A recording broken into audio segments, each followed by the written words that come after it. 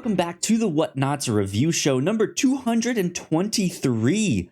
My name is Kyle Springer, and I am joined by Melissa Wilkinson. Melissa, how's your weekend going? It's good. I went to a trivia night last night. It took a long time. I got home very late, and then I had a bunch of snacks and raffle prizes I had to bring upstairs. Nice. I gotcha. What floor do you live on? I don't think I've asked you this. I know you're in like an apartment building, but I don't know if it's a super tall one or one of those ones where it's like there's like 2 or 3 levels and that's it. There's 3 floors. I'm on the 3rd floor. Okay. There you go. I really like the view up here. I really like that I can have my blinds open. I can look outside, but nobody can like really see up to me that well. Mm-hmm. But it is a lot of stairs to climb. I gotcha. We were out last night at a friend's birthday party at a bar, and we got to see a drag show. Fun. Yesterday. So that was a lot of fun. My first time being at a drag show. I've always wanted to go to stuff like that, or God, my brain is already not working today. What's the dancers mostly naked with the tassels? Oh, yeah, a burlesque show. Burlesque. One of those tassel shows. That's the word. God, my brain is like, nope, still not awake. But yeah, that was a lot of fun. We got to do that, and then we got home late last night as well. But my weekend's been good. So far. However, here on the podcast right now, if you did not know, the Whatnauts review show has a different story to talk about each week here on the podcast. It could be a movie, it could be a comic book show, could be a TV show, an anime, a manga, all sorts of stuff. We will read it, watch it, come back here and talk about it. This week we got some comics. Some indie comics from Boom Studios. This is Once and Future is what we are talking about this week. We read the first 2 volumes of that. This is a book that I've heard good things about. I've heard it mentioned on podcasts. I know people like it. Never really came on my radar other than that of just like secondhand, like, hey, I hear this is a good book. But you had not relation, what's the connection to the book, because your brother has been into this book here. Yeah, my older brother has been raving to me about this book for a while. Like when I got my new e-reader, he's like, you got to download this book. It looks so good. So it's been on my list of things to pitch to you eventually. And you got to it first. And I was very happy to read it. Yeah. This is a comic book, like I said, by Kieron Gillen and Dan Mora with Tamra Bonvillain on the colors.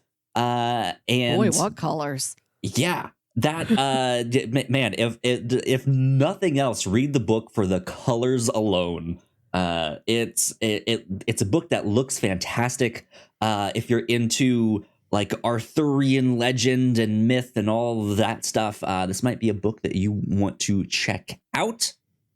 Let me read you all the synopsis here. According to Boom Studios' website, it says, when a group of nationalists use an ancient artifact to bring a villain from Arthurian myth back from the dead to gain power, ex-monster hunter Bridgette McGuire escapes her retirement home and pulls her unsuspecting grandson Duncan, a museum curator, into a world of magic and mysticism to defeat a legendary threat.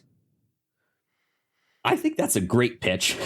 Yeah. I didn't know Duncan was a museum curator. I thought he was a professor or something. It's when he's out hunting all these monsters, it's not really clear what his day job is, but it doesn't matter. Yeah. Yeah, this is an interesting book that I think has a very, very strong pitch. It's a really interesting story. I think the artwork is fantastic. The colors are stellar. I I have to say, only reading the first 2 volumes of this, I still felt a little bit lost. Yeah. But I think part of that is my own, just like, I'm not super familiar with the Arthurian legend besides the like Disney's Sword in the Stone, which I watched like one time when I was like Right. 6. Right. Uh-huh. Like that's kind of all I know. So I know nothing. And so they're mentioning things, they're bringing things up that I'm not super familiar with, or how it fits, or how it connects, or like what the importance is. And I'm just like, okay, what's next? Who knows? But yeah, I'm having a good time. I'm enjoying it, but I always, at least for me and my experience reading these first 2 volumes, I felt like I was a few steps behind at all times. I'm just like, what's happening? Who is this? Why is this happening? But yeah, I would still recommend it though. Yeah, it looks incredible.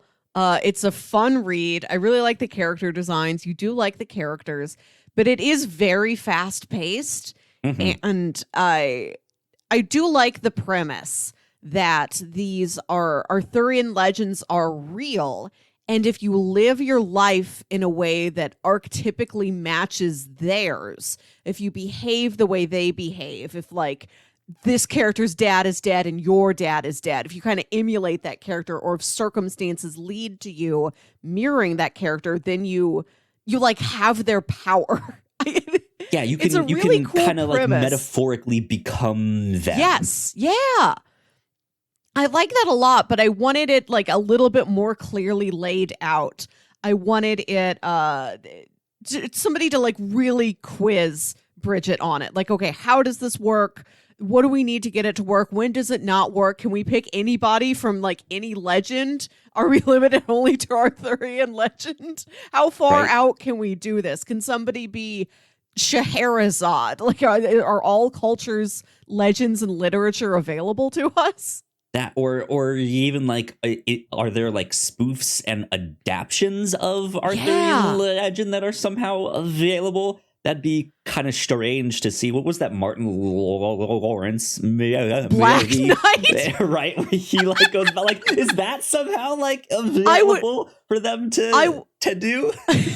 I would love if there was an actor who like played one of these roles and took it so seriously that they, unbeknownst to them, gained some sort of cosmic mystical power. And they're like, no, I'm just trying to do really good at this play I'm in on the West End. It's just method acting.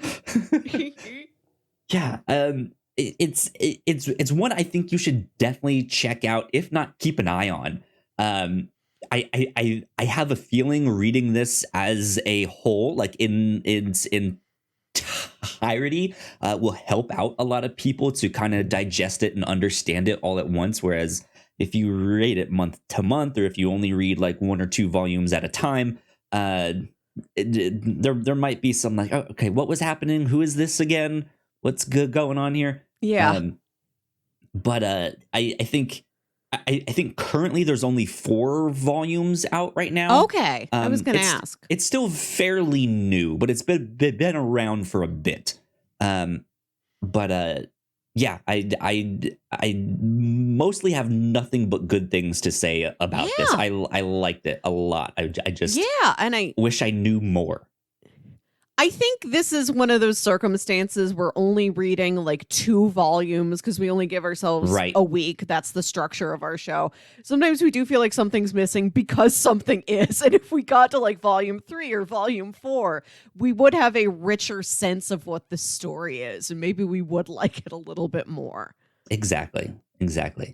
Well, there you go. So just real quick, I know I already did the plot synopsis from the website, but is there stuff that we want to add to that I think people should be aware of? No, I think that's really got it. Yeah, it's this gun-toting old woman, sort of beleaguered adult grandson, and then they need some sort of a history professor to work with them, and it's a girl he went on like one very awkward date with who has to get dragged back into this situation, and that's our team. Yeah, and the grandma like self-describes herself as like a monster hunter, and that she killed off all the vampires, like all that sort of stuff. But she is by no means this like helpless, frail woman. She is the one like pulling out the guns and the knives and the chainsaws and all sorts of stuff, being like, all right, let's do this. And her grandson is just like, oh my God, what is happening? No, grandma, stop. Get to she safety. is a character of action. She doesn't just know in theory what you're supposed to do. She isn't like the mentor or the trainer or the old sage you go to. Like, she is getting her hands dirty. She is in the middle of the action. Exactly. Yeah.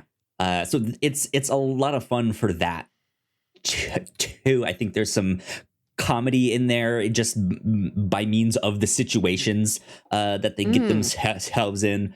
But yeah, there are also big monsters. There's Arthurian legends and myths and different characters from that, alive and dead. All sorts of stuff like that. So go check it out.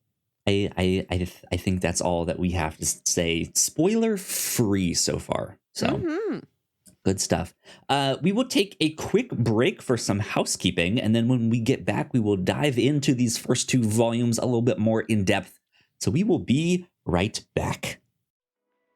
We put a lot of hard work into the shows that we make, and yes, we make multiple different shows here at the Whatnauts, and we'd love it if you check them all out. You can find out more information on our website at thewhatnauts.com, as well as your favorite podcasting platform of choice. When you type in the Whatnauts, all of our shows will pop up right there. Just don't forget to give us a nice rating and review if you like the shows. If you want to support what we do here at the Whatnauts, patreon.com/the Whatnauts is the best place to do that.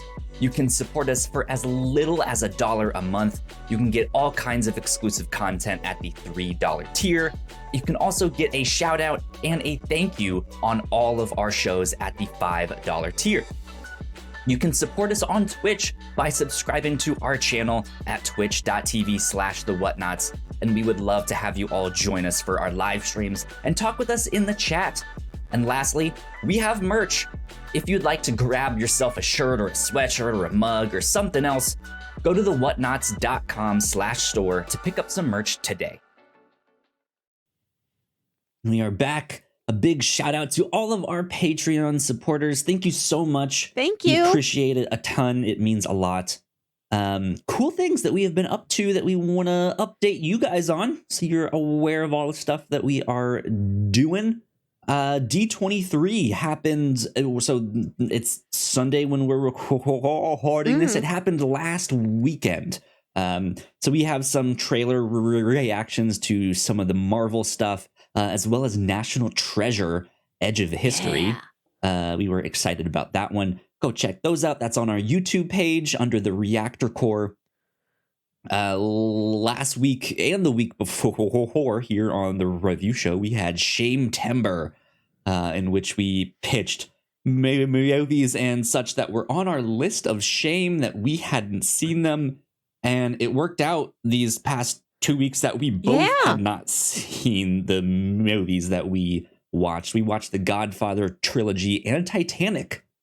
So that was interesting Long to ones. go say those. Oh yeah, big ones, big. This long is ones. also the year of 3-hour plus long movies. Indeed. And then on the Whatnauts Captain's Log, like I mentioned, D23 happened this past weekend.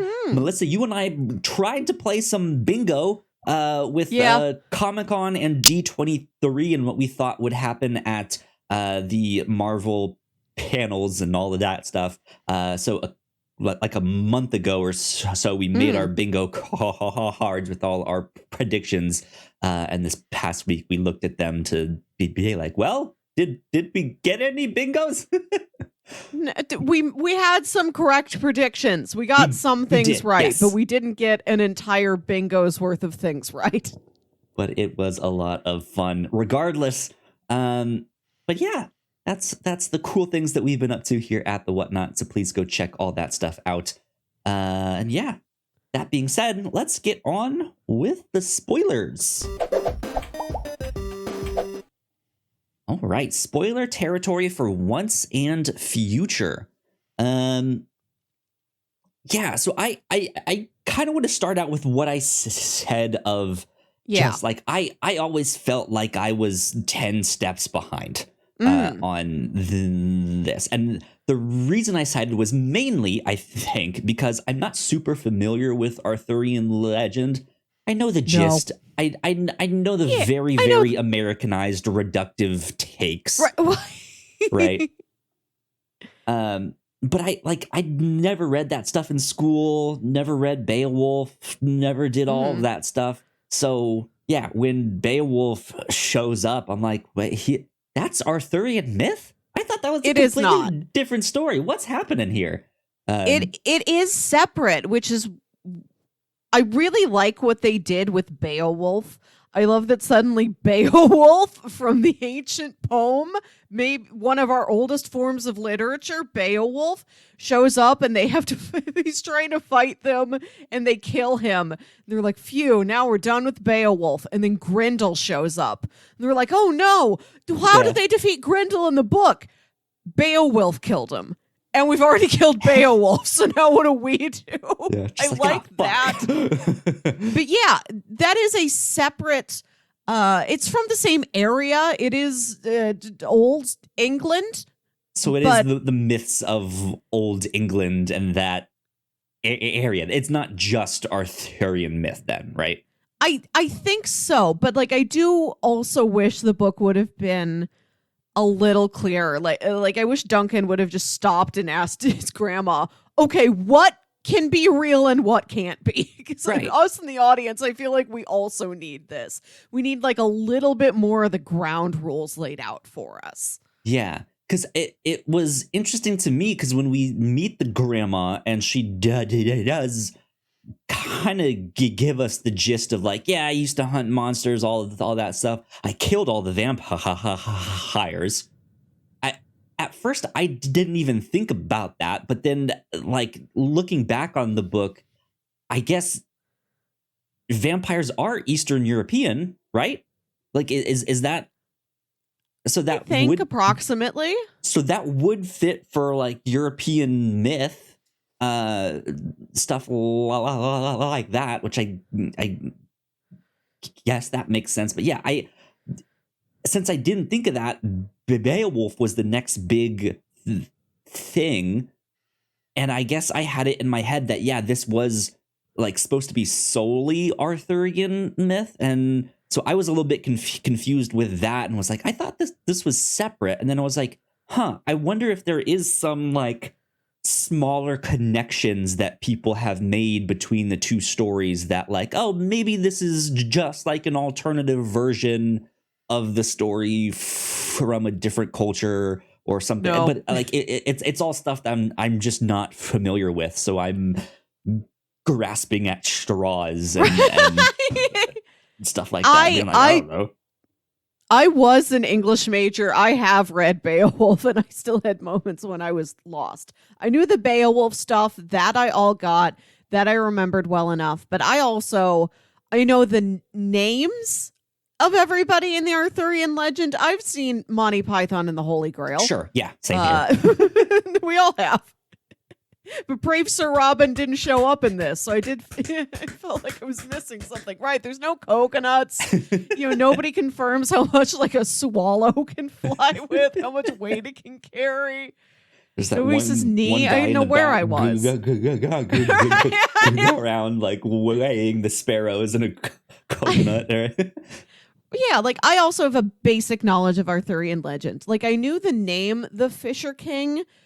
But I'm like, yeah, it's I don't know, it's a Robin Williams movie, so they're spending so much time on the Fisher King and what this character, this archetypical character means, and it's really plot relevant. It's like I know I had to do homework before I sat down to read this. I really feel like I am missing things, and it's not necessarily there's missing information within the book itself. It's sort of presuming that you have got a pretty decent knowledge of literature to begin with going into the story.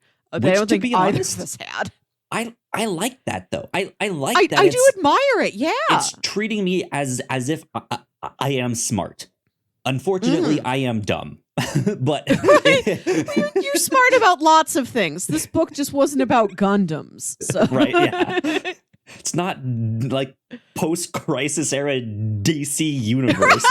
That's what I need. But no, like I like that it treats you intelligently, but you Yes. also bring up the second part of why I felt like I was 10 spaces behind is that they don't really explain how it works. What, like, if this it can be assumed real, what else can be assumed real? How does that work?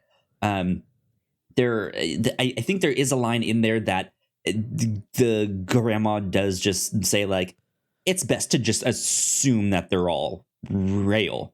I think she says something like that, but it's not just about assuming what's real. It's also, well, how does this like one-time date that got dragged in all of a sudden know how to scry a map and like do all this like oddly mystical witchcraft? Like there was no explanation for that stuff.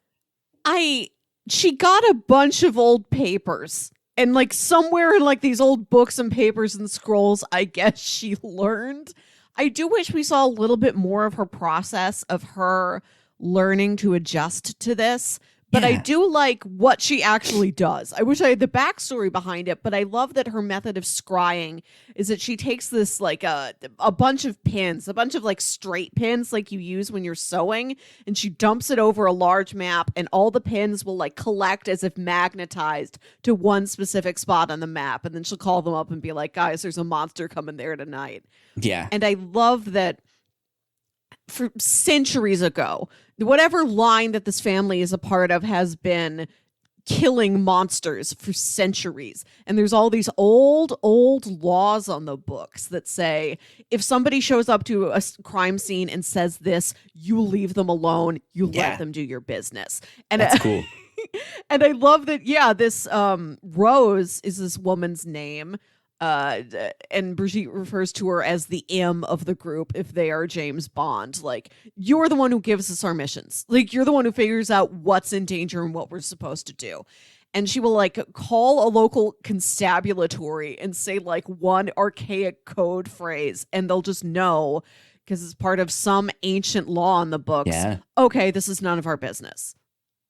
Yeah, I really like right, that structure. We'll avoid it. You can do what you need to.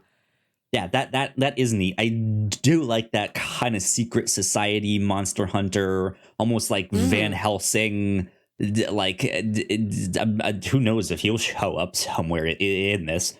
But yeah, like I like that part about it.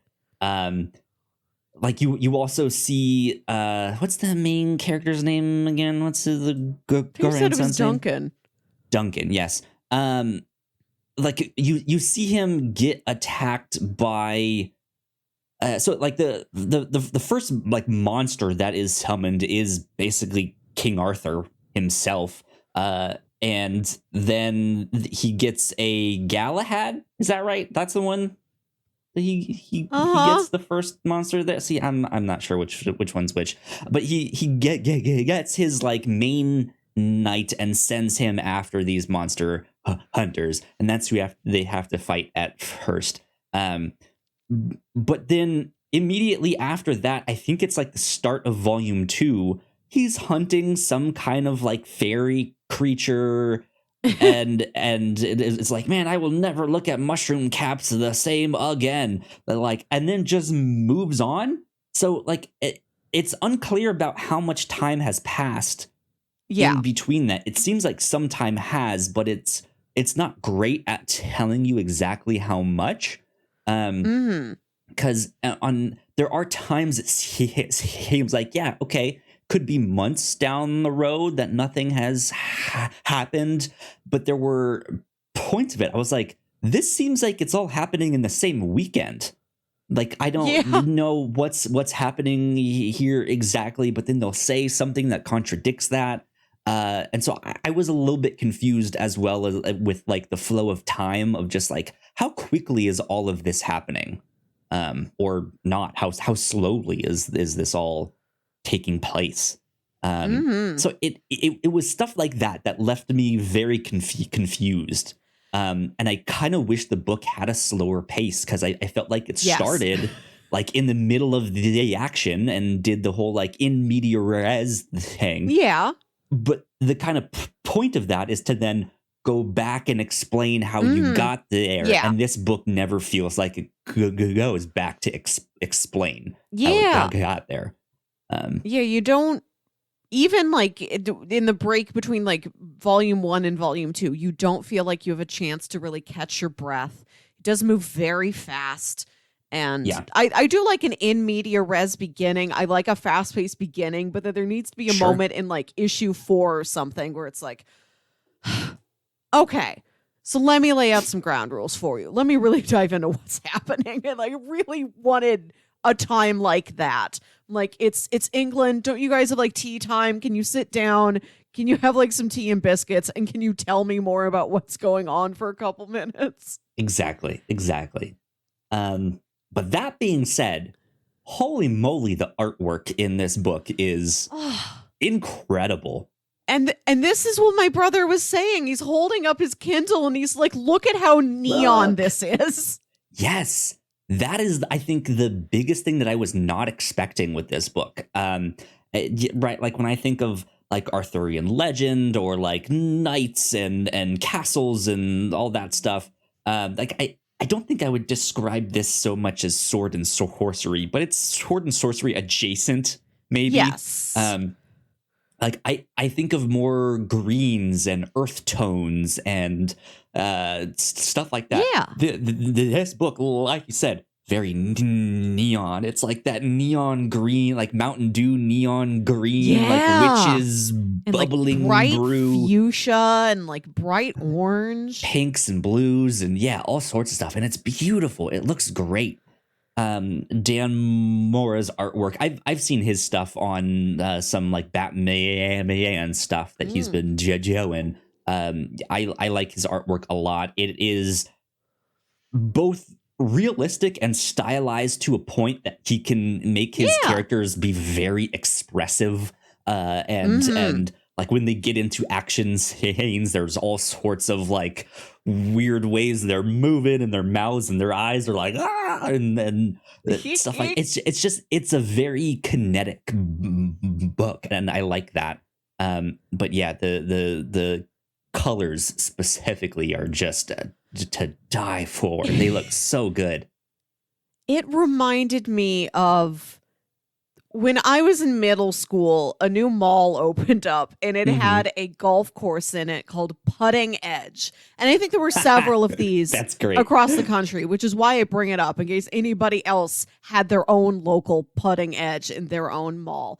And it was all that like neon, day glow in the dark black light effect throughout the entire thing. And you would go through all these different rooms with these different aesthetics. There'd be like a space one or an underwater one.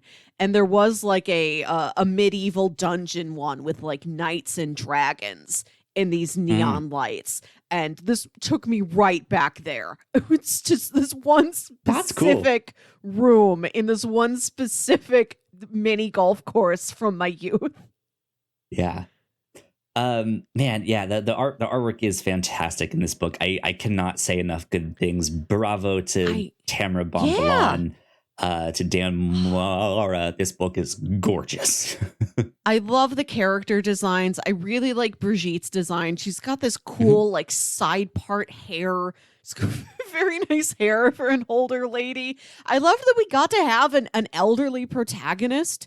She looks great. I think she's definitely believable at being the age that she is. I like Duncan just being this big, broad, like rugby playing guy with like a ginger hair and this like perpetual ginger scruff. He's like always the same level of scruff. More ginger. Right. Yeah. Rose is lovely. One of my favorite character designs in the whole thing is Merlin.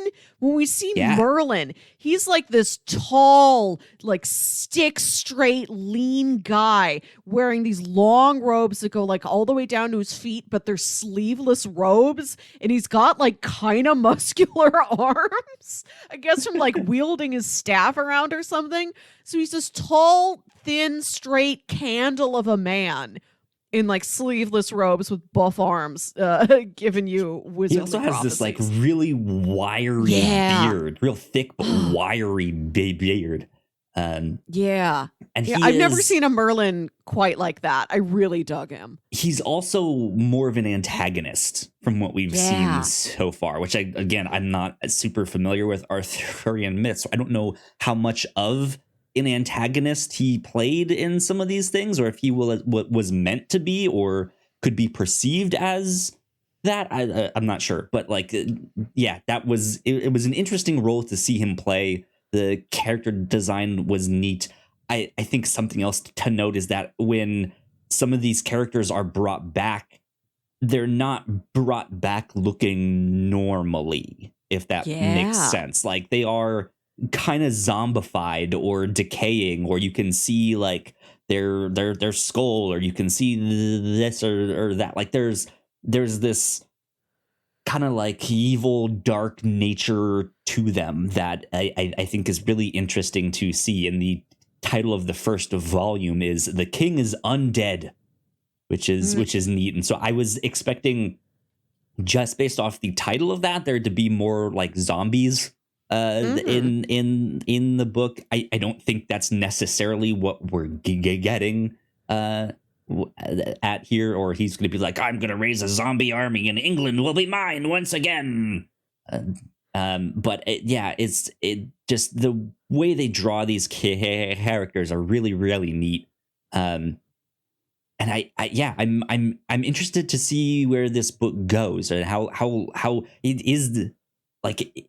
Are they planning this to be like 6 volumes and done, or is it like a much longer story than that here? I'd be interested in seeing where this book goes. I want to mention the one part of the visual design that didn't quite work for me. Sure. Which is that I was really taken aback when Elaine is revealed to be Duncan's mother, because she doesn't look that much older than him. Yeah, she looks about the same, which, I mean, who knows, might be story relevant somehow, some way, maybe. Right? I was wondering, like, is there some sort of magic that like makes her look younger, but they never got into it. Yeah. And in like some close-ups, you can see like a little bit of like lines around her eyes, but like at mid distance, she doesn't read as being old enough to be his mom. Yeah, otherwise, she looks cool. I do like her. They like that. She could have been the date that he went on the next weekend. Yeah, like with that, or like brother and sister, since they're both redheads. But that makes sense that doesn't work as much there. She is an interesting character though, because there is some family history in this story. Like we said, the grandma is this monster hunter. It seems like their family for generations has been this, but then her daughter has somehow strayed away and seems to be working for this resurrected King Arthur and Merlin. But then they also make it a point in the second volume of this book to be so the archetype of the character that she has assumed is Nimue. Is that how you say the name? Do you know? That I think I've heard that pronunciation before. This isn't a character I'm familiar with. I'm gonna stick with Nimue. If I'm wrong, I apologize. But I'll stick with that at least for consistency. So she's taken on the role of Nimue, who they make it a point in that second volume to say like, hey, you realize that character betrays Merlin, right? And it's a real brief interaction where she's like, yes, I know, like, blah, blah, blah, you know. But I like, that was an interesting tidbit of information, and just like that mixed with the family history, like there's a lot in there that I think this story has. Like it's got Yeah. some splaining to do here. What's really It going on does. here? Like, is she working for them? Is she a double agent? Is she deep undercover? Like, what's happening? Because it seems like this family's job is to make sure that these stories don't get out, or like not like information spread. Like you can go read the book, right? But to stop people from living out these archetypes and these and then like in it, like we saw, to have monsters like the Grendel to come and manifest because people have started to make real this story. I'm not sure what the right terminology is there, but it has somehow manifested itself, right?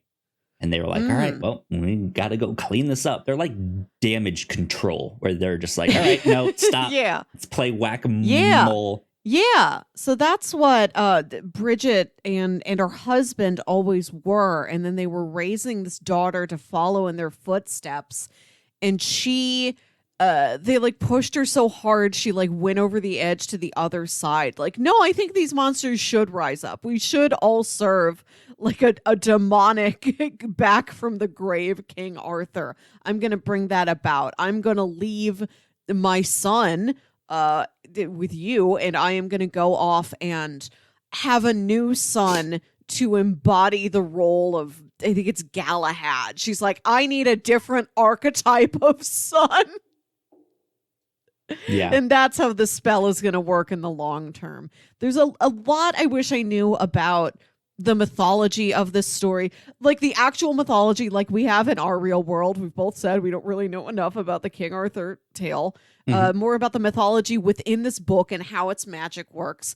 And more about this family history. Like, I don't think we really have a sense of who Duncan's father was. They said he died, but they also said his mom died and now she's back. It's strange that he thought his grandpa was dead, and then he shows up only for his grandma to immediately kill him. Yeah. Like, you get a lot of whiplash every time you learn something about this family. And I wish we had a fuller picture of how everything went down, who all these people were, where they disappeared off to, how this family crumbled to pieces, and if there's any plot relevant reason why they are so isolated. Right. Like, you know, was Bridgette just an only child, or does she have any siblings who were also in this line of work who she's estranged from, or maybe who died? Yeah, that's an interesting thought for sure. And it's also interesting to me then that a person can take on multiple roles at the same time, right? Because Duncan, the first role we see him take on is of Percival, and he is this like very pure virginal knight, if that's the right word. But then later on in Volume 2, he takes on the role of, I forget the exact name, but some role in Beowulf. And it, like that, does that mean he is no longer Percy? Does that mean like where does it stop? Where does it end? Like there is just a lot of stuff that is unexplained that we don't know how the logic of this works. And I feel like knowing some of that, at least, we don't need every little bit explained, but knowing like just a handful more of that stuff, I think would have grounded me in like, okay, I think I know how this works. Let's go. Right. Whereas I'm still just like, okay, I still don't know how this works, but we're having fun, I think. Right. Well, you do feel like you're being pulled along at a great speed with a lot of wind rushing into your face. I will say that is probably exactly how Duncan feels, though. just Yes. kind of dragged into this, not knowing his family's history. Like, Grandma, where'd you get all these guns? What do you mean you killed the vampires? That was Grandpa? You just killed him? Yeah. Oh my God. Wait, my mom's still alive? What's going on here?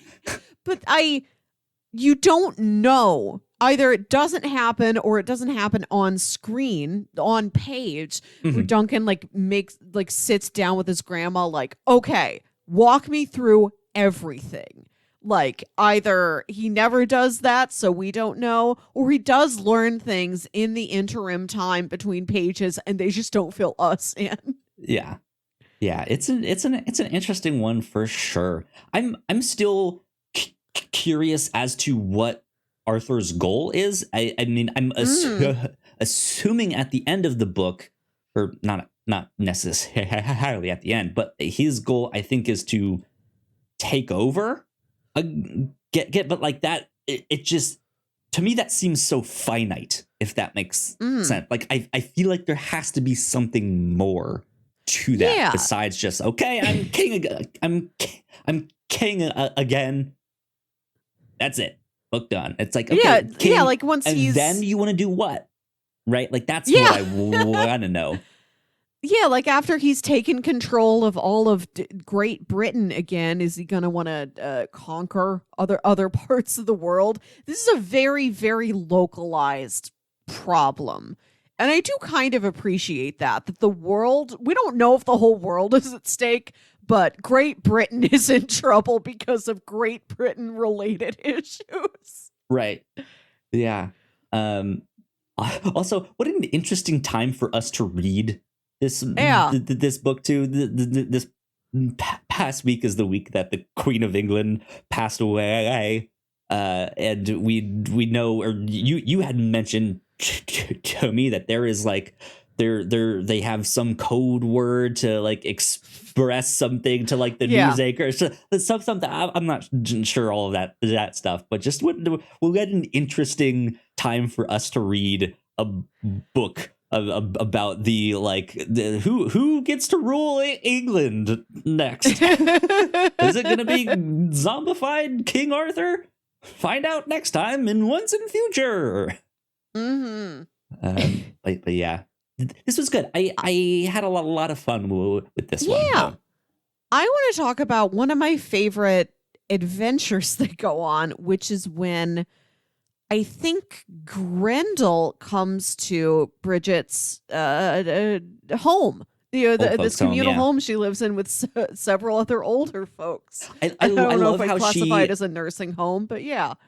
One thing I want to say about that is I love how the other people that live there just kind of let her boss everyone around. Yeah, they know that she's just like old and cranky and all that stuff, and they know not to like challenge her. Yeah, I do like that she isn't this sweetheart, pinch your cheeks, give you a butterscotch lady all the time, and then she switches to fight monsters. Like, she's in one mode all the time. Cutthroat. Like the other, like her other elderly neighbors are like, she kind of scares me. If she wants to watch this channel on TV, let her watch whatever she wants to on TV in the community room. I'm not going to change it. Right? So funny. I like when Grendel comes to attack the home and she's like talking to one of the orderlies, one of the staff members, and she's like, do you have any guns? Do you have any knives? I'm going to the kitchen. I'm getting a knife. You need to get everybody back into their rooms. I'm going to go to bed early. They're not going to hear anything. Tell them if they think they hear a noise. No, they didn't. There's no noise. Don't worry about it. Maybe it was a bear. Get them all barricaded in a room. And to watch them deal with this, to see their little bits of humanity of like, trying to protect each other, trying to fight back. I think there's one guy who's actually knows the legend and is like, well, if you want to kill Grendel, you're going to have to do this. Like, that was one of my favorite bits there.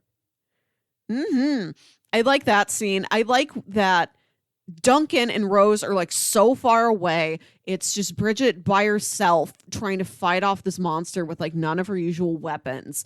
And they don't know what to do. Like it's like Duncan, like his car has been destroyed in the previous monster fight, and he has to like call an Uber, and then the Uber gets canceled, and then he just physically can't get to where the action scene is. He has no choice but to like pull. Like he pulls over a cab driver, and the cab driver's like, "I'm not taking you that far off my route, sorry." And he like has to pull a gun on him and say, "Actually, sir, I'm sorry, but yes, you do need to take me there. I'm sorry. I have a gun. I won't shoot you. But also, please feel threatened and please drive me there." Like, he's trying to do what his grandma would do, but he, like, really does not have the same steeliness to him that she would be able to bring across. And so he doesn't know what to do, so he calls the local police. He's like, "I know this is against our rules, but I need to make sure that all of these people are safe. Like, this might be our only option to help curb some of the damage." So he calls in, basically, it is exactly the drawings of the cast of Hot Fuzz. It's not just any generic British bobbies. That's Simon Pegg and Nick Frost, like kicking down the door in an action scene, and then they immediately get gobbled up by a Grendel. Yeah. Yeah, my favorite bit about that whole Grendel thing is, like we mentioned earlier, where it's like, well, how do we kill the Grendel? It's like, well, you need Beowulf, and they're just like, fuck, we killed Beowulf. and then after that, when they finally do kill the Grendel, they're like, all right, we can relax. And then there's that one guy who knows the story. He's like, actually, you know what happens when you kill the Grendel, right? They're like, they're just like, oh, they're like, yeah, the mother shows up. And yes. then the mother is the next monster right there. And they're just like, fuck. I do like that chain of events. Like, they're only thinking, when a monster comes at them, all I can think about is kill the monster. Like, they're not thinking several steps ahead to be like, all right, well, if what's our backup plan if we kill Beowulf and they send a Grendel? Right, yeah. Like, what does that mean? If he's here, does that mean this next thing is going to happen? Can we strategically use him to... Which might be what they start to get into down the road in volumes 3 and 4 and beyond. Which would be neat. I would like to kind of see them play chess with these stories and see what ones they can purposely resurrect for their own purposes to get them to do certain things, make certain moves, stop King Arthur from taking over, who knows what.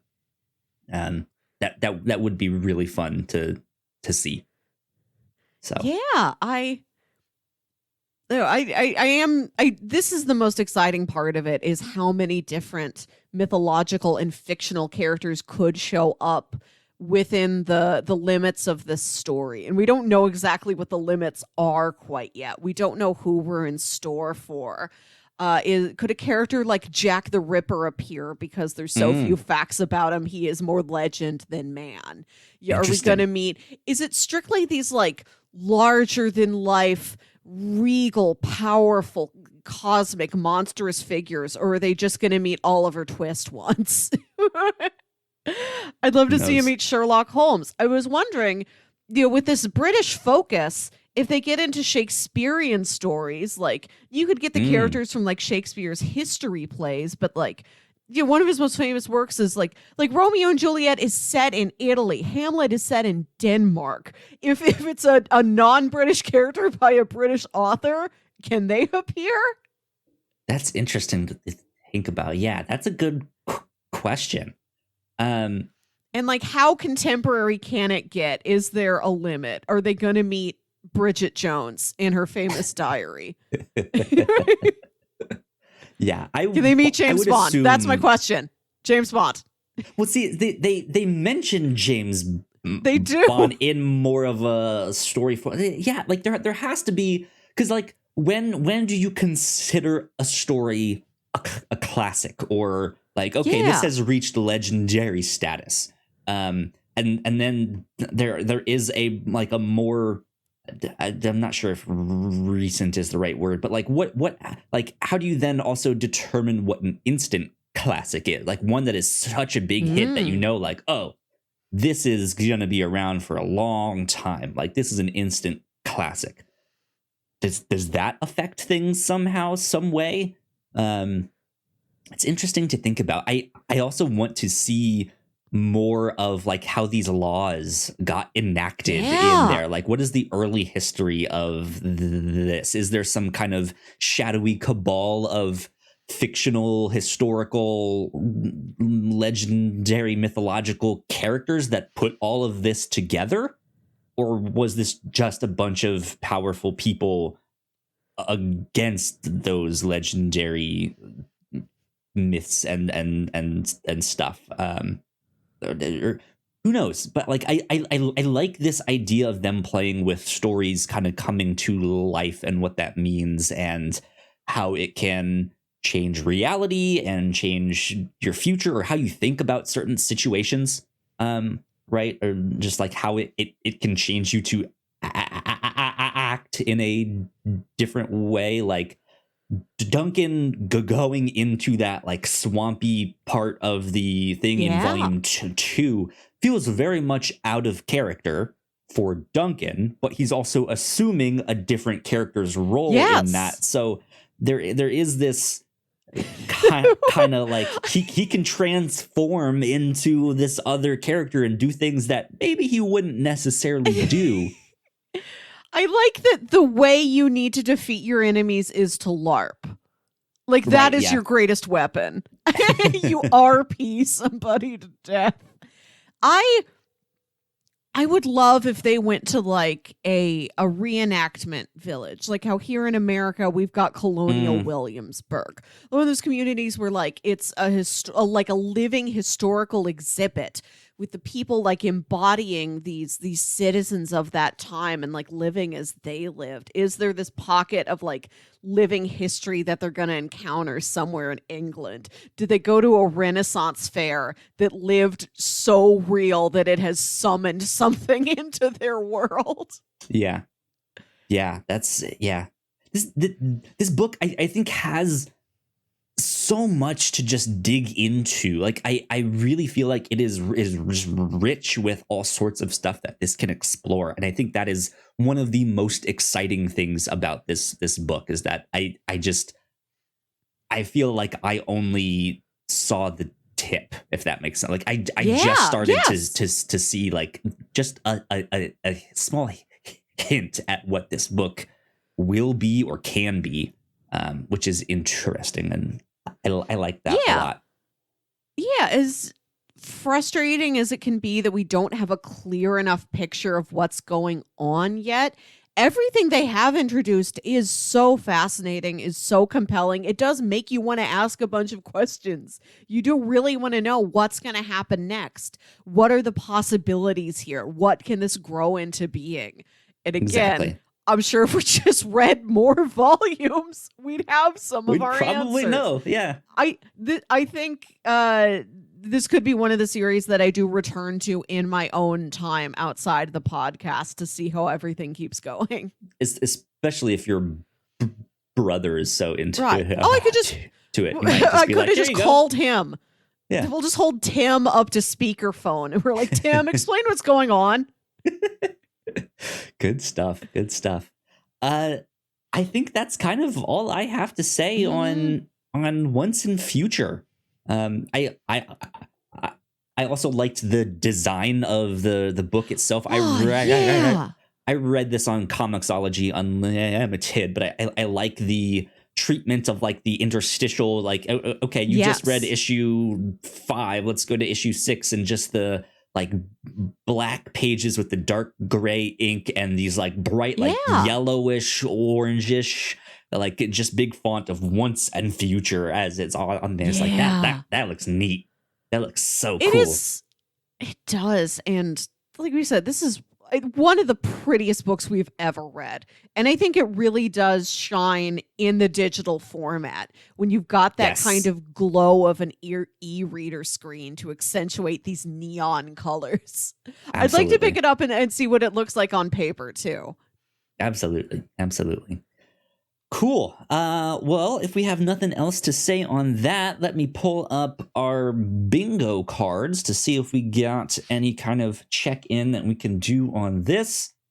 There we go. Bingo cards up on screen. They are mostly full. We're just trying to get a few last couple things. Tricky ones.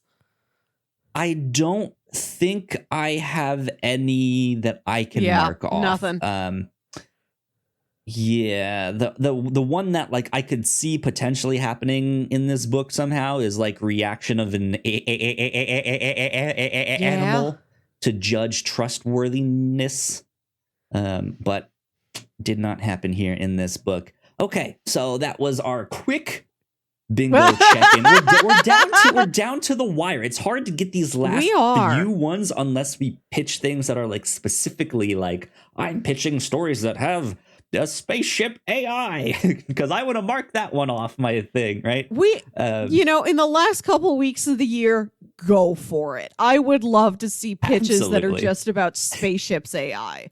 Or pitches that of movies that just have a Hans Zimmer score. Or Hal, right? Right. Cool. Okay, let me close that up again. Melissa, let's do recommendations. Yeah. What would you recommend to people who read this and enjoyed it? What else should they check out? Monty Python and the Holy Grail and Hot Fuzz, as previously mentioned. Always a good time. Of course. I would recommend The Green Knight. Have you seen The Green Knight? I haven't seen this one yet. It is a wild time. It is deep in its lore. It is an adaptation of an old Arthurian tale, The Legend of Sir Gawain and the Green Knight. It is an adaptation of that, and it is mysterious. It is abstract. It is metaphorical. It's a real sort of cipher of a movie. I've really enjoyed hearing the reactions of different people who saw it. Like everybody comes away with like a slightly different reaction and a slightly different interpretation of what's going on in this movie. And I really like that. It feels very literary in that sense, in that the way that my professors would talk about literature in my classes in college is the way people are kind of approaching this movie. And it looks gorgeous, like really interesting visuals. It is a set piece. It is like deep. It's like not modernized in any way. It is like 1300 and everything is murky and dark and dirty. Yeah. Check out The Green Knight. I'd be excited to hear your thoughts on it. Absolutely. And then, we can't talk about anything where books come to life and not mention the Page Master. The Page Master. There you go. If you forgot that the Page Master exists, remember. I've now forced you to remember the Page Master. There's also several comics we have covered throughout our time that I'm going to leave you to explain in full, this being your wheelhouse, but this reminded me of The Unwritten. And I was just pulling that one up. Yeah, and Something is Killing the Children. Yeah, so The Unwritten, we covered back on number 155 here on the Whatnauts review show. We read the first two volumes of that. That's by Mike Carey and Peter Gross. I believe that was published on Vertigo. It is a similar concept about like stories coming to life kind of thing here. But it's framed kind of similar to like Harry Potter. Like this one guy, his father was writing these books about this magical kid and this whole magical world that they're in, and it was always this kind of like rumor that like, oh, he wrote these books like about his kid or stuff like that. That kid is now grown up. I think his father had passed away. I'm not sure. He's like he's become reclusive. Like nobody's heard from the author of these books in years.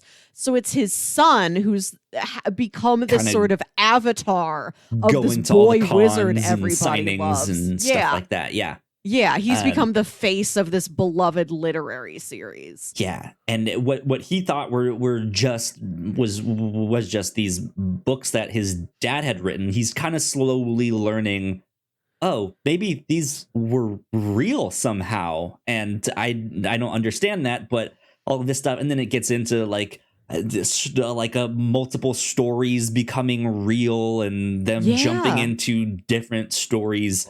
That one was one that I was very surprised by how much I enjoyed that. That'd be one that I would absolutely recommend checking out. And I think it's like Once and Future in that it is a story that really benefits from you knowing a lot about literature. Particularly, that's also another like England-based story where English literature plays a very large role. In fact, I think there's like this cabal of people who are trying to push for English literature specifically to like assure their country's progress and success and prosperity throughout centuries to come by like making its literature such an undeniable force in the world. It's a story that benefits from you having extra background knowledge to go into, and also has this very arcane kind of obscured mystery that you're working with that I think us reading the first 2 volumes, we also didn't get to where we had an entirely clear picture of it. That's another story I've been wanting to go back to, because I know like I only got a fraction of what that book was trying to do. Exactly. And then you mentioned Something is Killing the Children. That is by James Tynion IV and Werther Dell'Edera. That's also published on Boom Studios, and one of my personal favorite books that is coming out right now. I have all of the 4 volumes that are currently out, and then I also bought House of Slaughter, which is the spin-off of that book there. But Something is Killing the Children, we covered back on number 100 we covered back on number 180 of the review show. We read the first 2 volumes of that as well. And similarly, that is, it's not necessarily about stories, but it's about monsters and monsters becoming real, and children are able to see them. And once they reach a certain age, they can no longer see magic and stuff like that. But it's such a cool book with this like secret society of monster hunters and stuff like that. I would recommend that one as well. That one's a lot of fun. And it's not as neon as Once and Future, but it also has great art and like really striking bold colors in it. Indeed. I would recommend that stuff. There is a manga that I wanted to recommend called Vinland Saga. That is more so a story of the Vikings and the people around that area. And it is fictional, but there are a lot of like real historical characters that show up in that book. I know they're making an anime of it as well. I read the first couple volumes of the manga a long time ago and I loved it. I want to get back to that book. I watched the first season of the anime, and it is just as good. There's lots of action, there's violence, but the story is also just really, really good. I think if you liked Once and Future, you should go check out that stuff too. Yeah. I was thinking that we really haven't covered a lot of fantasy on the show. We've covered things that are fantastical, like your Pushing Daisies or something, but like sword and sorcery fantasy, we don't touch on a lot. Yes. But most of the times we have covered it, it's been in an anime or a manga. Like that time I got reincarnated as a slime, or the devil is a part-timer. We got into that venue somehow. Yeah. That is so. I know this year on the podcast, my goal has to have more kaiju content. My goal for next year will be more sword and sorcery stuff, more Conan the Barbarian, more Red Sonja, stuff like that, or Sonja. I'm not sure how you say that Sonia. one. Yeah, I believe it's Sonja, but more stuff like that, because that is also like a genre that we have been sorely lacking in. But then you also know me, I'm not a huge fan of fantasy stuff, which I know. Yeah. So, and I think fantasy's tricky because like there aren't a lot of indie fantasy movies. It's something that's typically done on this huge scale. And like, we're not going to watch all of Game of Thrones. Right. I've tried to get you to watch Lord of the Rings several times. You won't watch Lord of the Rings. Like, there's not a lot of options. Yeah. I've pitched it a couple times for our like over Christmas break. We typically do like a movie franchise, like a good, like, 3 or more movies in a series. And you're like, I don't think I have enough things to say about Lord of the Rings. And I'm like, really? In like 10 hours of entertainment, you don't think you could fill a 90-minute podcast? And you're like, yeah, I just don't feel very strongly about it. I just be like, thumbs up. It's good. Cool. Move wow, on. wizard. Next episode.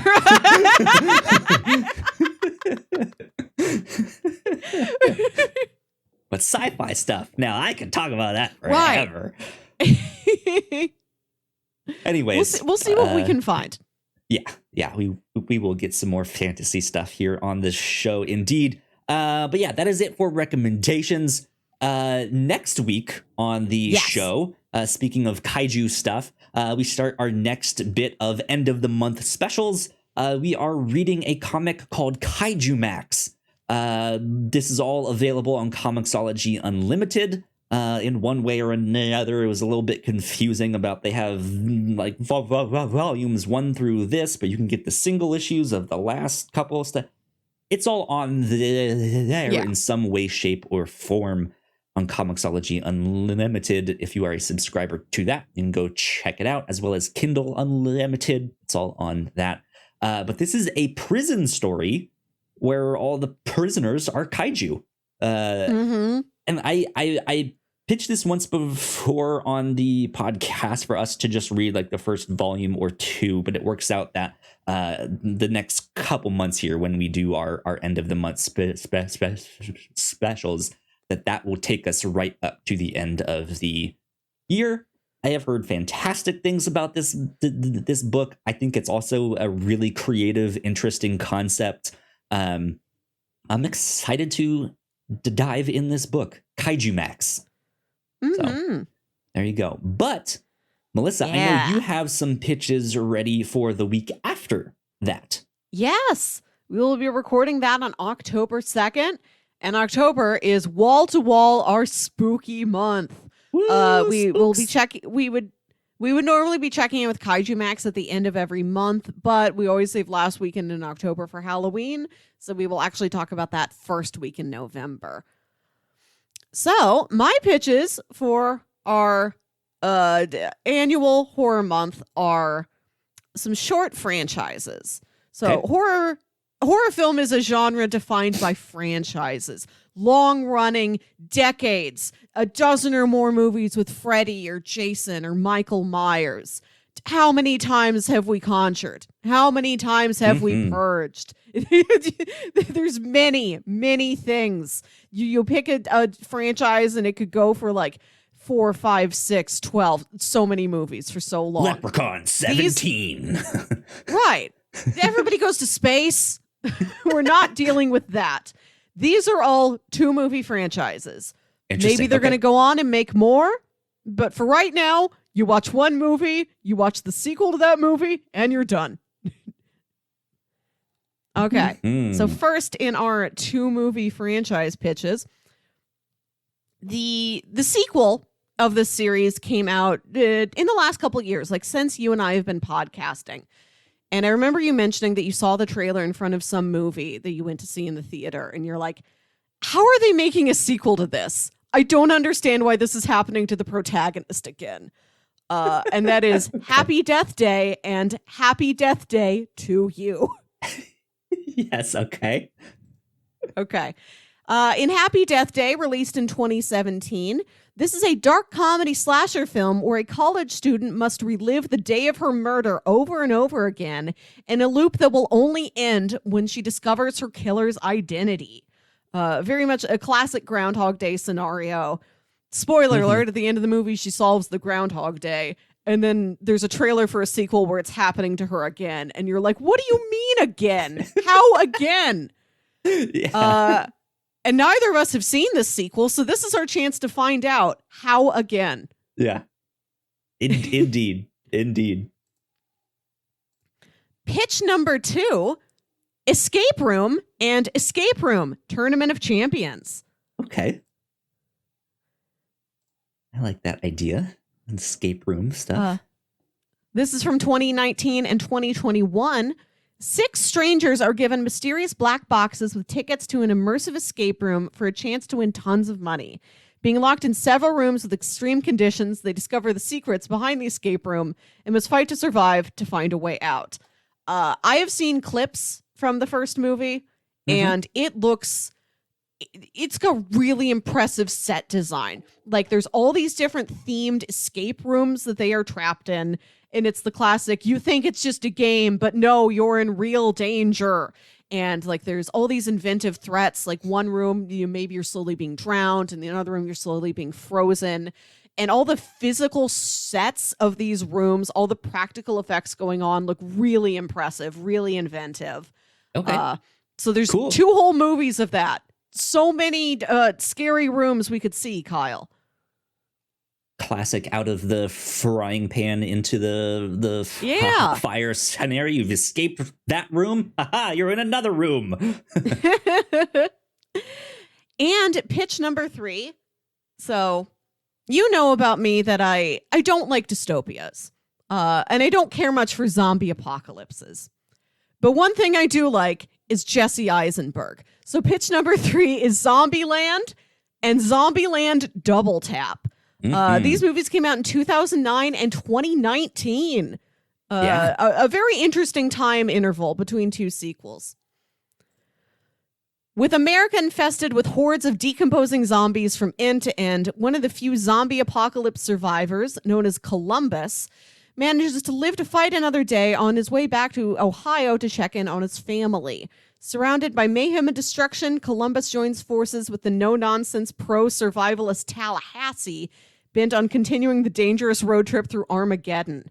As the band of zombie hunters is joined by stranded sisters Wichita and Little Rock, an unexpected change of plans leads them to the last unspoiled place, the Pacific Playland Amusement Park.